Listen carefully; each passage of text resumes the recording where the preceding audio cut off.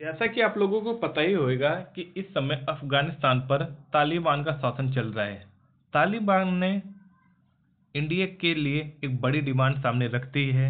जैसा कि आप लोगों को पता ही होगा, जब तालिबान की वहाँ पे सरकार बनी ना, तो प्रधानमंत्री मोदी उनसे मिलने भी मतलब उनसे बातचीत बढ़ाने लगे थे, क्योंकि उन्हें पता था सत्ता का परिवर्तन हुआ है, अब तालिबान शासन करेगा।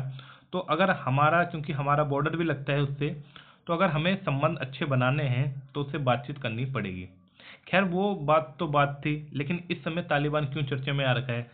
तालिबान ने की है बड़ी डिमांड। कौन सी डिमांड कर दी है? जो इंडिया से अफगान दूतावास का कंट्रोल हमें सौंपे भारत। तालिबान की है बड़ी डिमांड। क्या करेगी मोदी सरकार? अभी ये बात बोली जा रही है। जो अफगान जो एक जगह हो रखी है अफगानिस्तान में, उसके अंदर एक दूतावास हो रखा है, उसे सौंपने की बात कर रहा है तालिबान। चर्चा में क्यों आ रखा है? दरअसल अफगानिस्तान में तालिबान के विदेश मंत्रालय ने भारत से बड़ी डिमांड की है।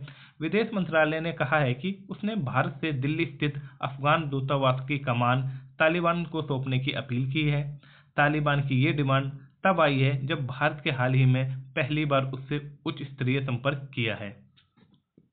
यानी इससे पहले तालिबान ने ऐसा कोई जिक्र नहीं किया था, लेकिन जब हमने हाई लेवल की मीटिंग उनसे की है ना, तब उन्होंने ये बात हमारे समक्ष रखी है। पिछले महीने दुबई में भारतीय विदेश सचिव विक्रम मिस्त्री ने तालिबान के विदेश मंत्री अमीर अमीर खान मुताकी से मुलाकात की थी। इसके अलावा भारत ने तालिबान प्रशासित अफगानिस्तान के साथ द्विपक्षीय संबंधों को बढ़ावा देने और ईरान के चाबार बंदरगाह के इस्तेमाल को लेकर भी बातचीत की थी।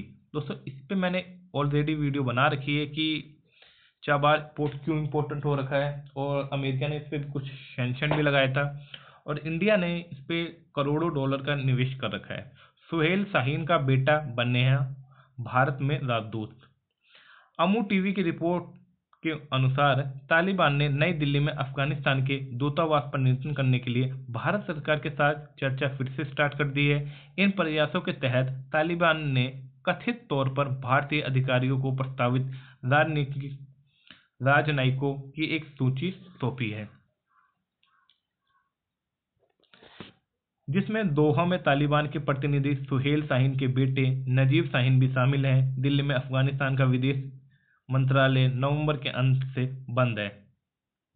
तब ये अफगान राजनयिकों के कहा था कि वे लंबे इंतजार के बाद भी राजनयिकों के लिए वीजा एक्सटेंशन और भारत सरकार के रुख में बदलाव नहीं कर पाए हैं।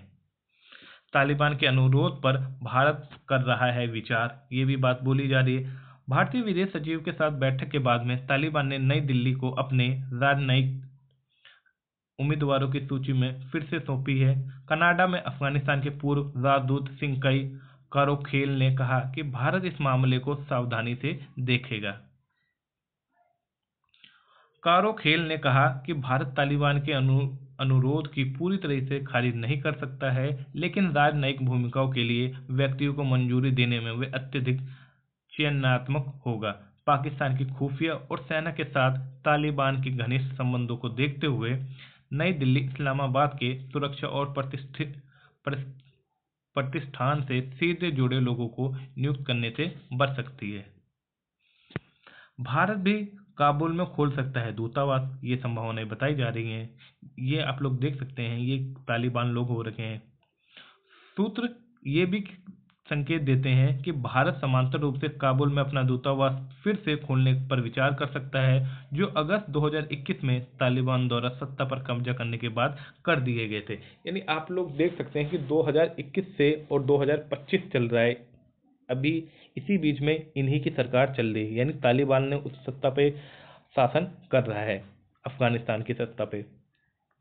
और इंडिया इसलिए भी ये संभावना बताई जा रही है कि मान सकता है बात, क्योंकि अफगानिस्तान के और पाकिस्तान के संबंध अच्छे होते जा रहे हैं, और अगर हमें पाकिस्तान को काउंटर करना है तो हमें अफगानिस्तान के साथ संबंध अच्छे बनाने होंगे। नई दिल्ली दूतावास के अलावा अफगानिस्तान के भारत में दो वाणिज्य दूतावास हो रखे हैं। एक मुंबई में हो रखा है, दूसरा हैदराबाद में हो रखा है। मुंबई वाणिज्य दूतावास की देखरेख वर्तमान में तालिबान द्वारा नियुक्त इकरामुद्दीन कामिल द्वारा की जा रही है, जो भारत में दक्षिण एशियाई विश्वविद्यालय से स्नातक हो रखे हैं। तो उम्मीद करता हूँ ये लेक्चर आप लोगों को समझ में आया होगा। और मोदी सरकार देखो इस पर क्या फैसला लेगी। देखो पॉलिटिक्स, ये जो वर्ल्ड पॉलिटिक्स होती है इसके अंदर सब मुमकिन हो जाता है। हालांकि सबसे पहले इसमें अपना अपना प्रॉफिट देखा जाता है। हमें प्रॉफिट ये देखना होगा मोदी सरकार को कि अगर अफगानिस्तान यानी तालिबान के और पाकिस्तान के संबंध मजबूत हो जाएंगे तो बाद में अगर ये दोनों एक ही जैसे मानसिक वाले लोग मिल गए तो उससे हमारे लिए बहुत बड़ा खतरा हो सकता है। तो कहीं ना कहीं सरकार इस मांग को पूरी तरीके तो खारिज करेगी नहीं और कुछ सोच विचार के अपना डिसीजन जरूर देगी। उम्मीद करता हूँ लेक्चर आप लोगों को पसंद आया होगा। अगर पसंद आया हो तो प्लीज़ स्टार से स्टडी पॉइंट को जरूर